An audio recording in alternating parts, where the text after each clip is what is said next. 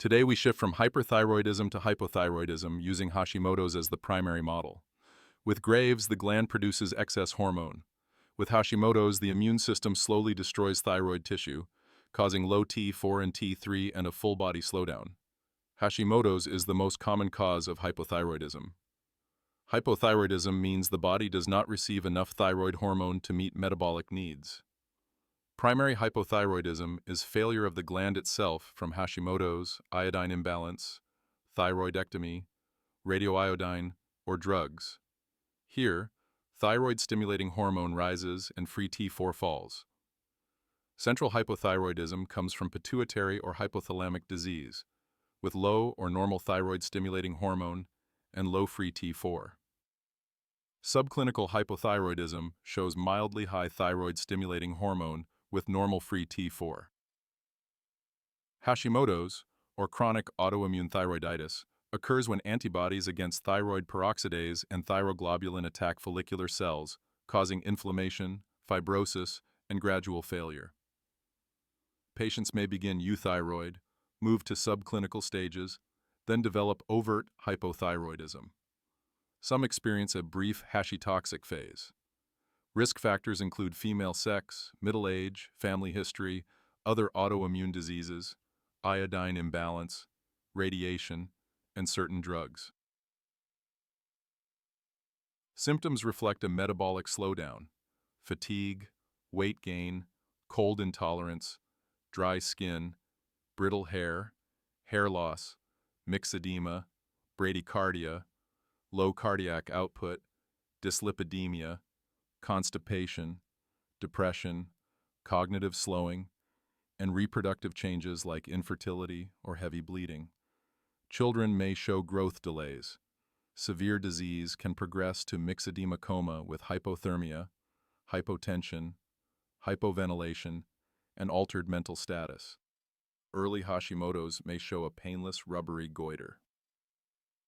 Positive thyroid peroxidase or diagnosis begins with thyroid-stimulating hormone testing. Elevated thyroid-stimulating hormone with low free T4 indicates overt primary hypothyroidism. Thyroglobulin antibodies support Hashimoto's. Subclinical disease shows mildly high thyroid-stimulating hormone with normal free T4. Ultrasound is used for goiter or nodules and often shows a heterogeneous hypoechoic gland. Treatment decisions depend on thyroid-stimulating hormone, symptoms, age, and pregnancy. All overt hypothyroidism requires treatment. Subclinical disease is treated when thyroid-stimulating hormone exceeds 10 or considered when symptoms, antibodies, goiter, dyslipidemia, or pregnancy are present. Levothyroxine is the standard therapy. Typical dosing is 1.5 to 1.8 micrograms per kilogram per day.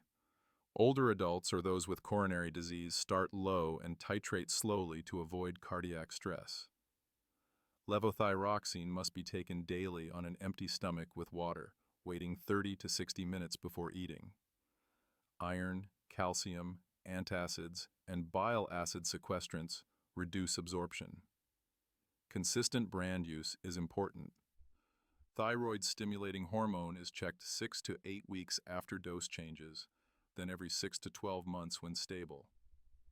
Pregnancy increases hormone needs by 30 to 50%.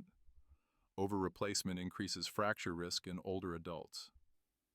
Nursing priorities include full symptom assessment, monitoring for bradycardia, low temperature, dry skin, and cognitive changes. Safety includes watching for myxedema coma, marked by respiratory depression, hypothermia, and altered consciousness. Nurses reinforce lifelong therapy, correct timing of levothyroxine, and signs of overtreatment such as tachycardia, heat intolerance, and weight loss. Psychosocial support addresses chronic illness and mood concerns. Now, a complex NCLEX scenario. A 45-year-old woman with Hashimoto's reports fatigue, weight gain, constipation, and heavy periods. She takes levothyroxine 100 micrograms daily. Vital signs show bradycardia. Her thyroid-stimulating hormone is 12 and free T4 is low. Cholesterol is high and antibodies are positive. Which action is the priority? Stopping the drug, reinforcing administration timing, increasing iodine intake, or delaying follow-up. The correct answer is reinforcing levothyroxine timing and assessing for interfering medications. She is undertreated, not overtreated. Missing doses, taking the drug with food, or using calcium or iron can reduce absorption.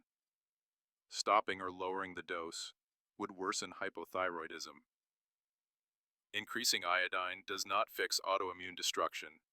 Delaying care is unsafe because her symptoms and labs require active adjustment now. This completes the condensed high-level review.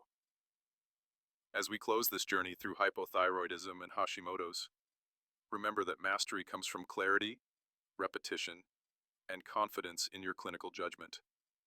Keep reviewing, keep asking questions, and keep sharpening your skills. Every concept you learn becomes another step toward excellence. Stay focused, stay driven, and let your knowledge guide you forward.